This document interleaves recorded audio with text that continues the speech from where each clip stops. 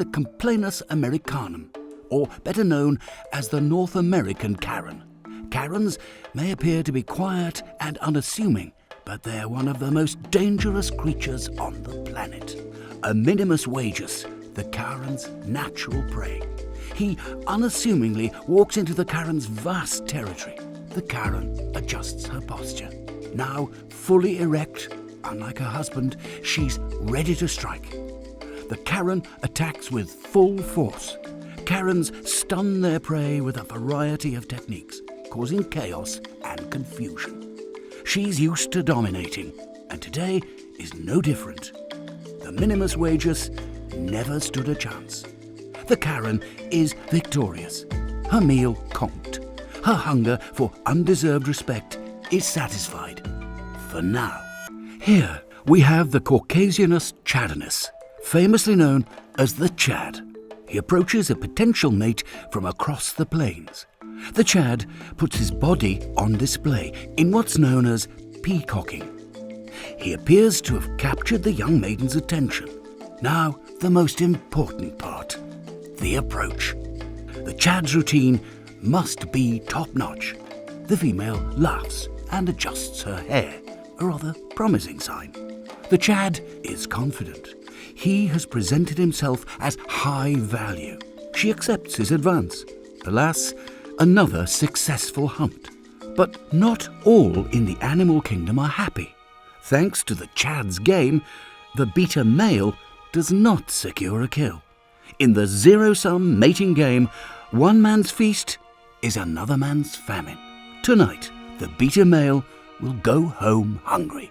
The North American Karen, a wild beast that's dangerous alone but deadly in numbers. When gathered together, they form what is known as a homeowners association. This HOA peruses the gated community on the hunt for a vulnerable manager. But today, their vulnerability will be exposed. A Tyrannus homeboy sapien, the Karens freeze and huddle together in fear. Their phones on video mode, at the ready to call for help from their closest friend of the jungle, the Security Officesaurus. But the harmless Tyrannus goes about his business, paying little attention to the Karens. But it's too late. The Karens have already been frightened. They turn and make their escape. Rarely do the Karens find themselves on the receiving end of fear. But today, they are reminded that the world is not their home.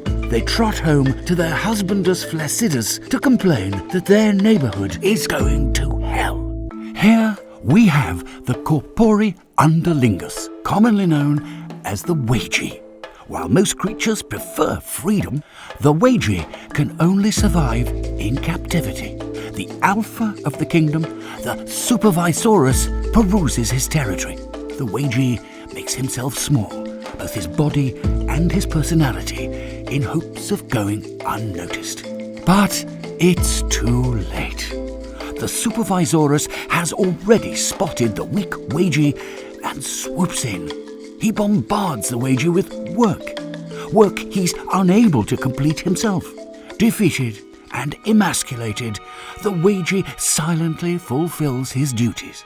This is the sad reality for millions of Wageys living in captivity. His prison is not only a physical one, it is a mental one, it is a cultural one. The North American Karen. After a long day of hunting for managers, she returns to her nest. Her mate, the husbandus flaccidus, is on high alert.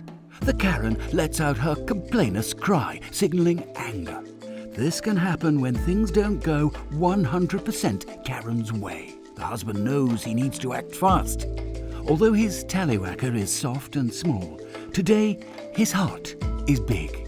The husband springs into action and pours a glass of wine. The Karen finally hushes up.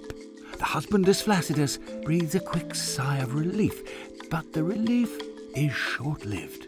The Emilia Vaidemos, also known as the Emily, the only proof of copulation between Karen and her mate. Angry and spoilt, she too lets out her signature complainus cry.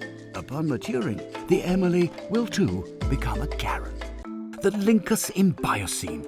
These wild beasts often migrate out west to the desert, where the arid and sunny weather conditions create an optimal environment for their main source of energy: attention. And what better way to capture attention than by setting a trap, or rather, a thirst trap? The Lynx in Biocene displays her gluteus maximus. Such positioning of the hips is typically reserved for mating rituals. But this web of deception attracts the most desperate of species, the Thirstum husbandus. And it's worked yet again. Her bank account will soon be full. She has received offers for mating from the Thirstum husbandi.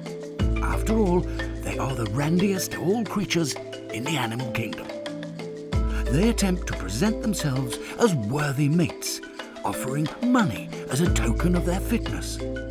Having no idea they have already succumbed to her trap.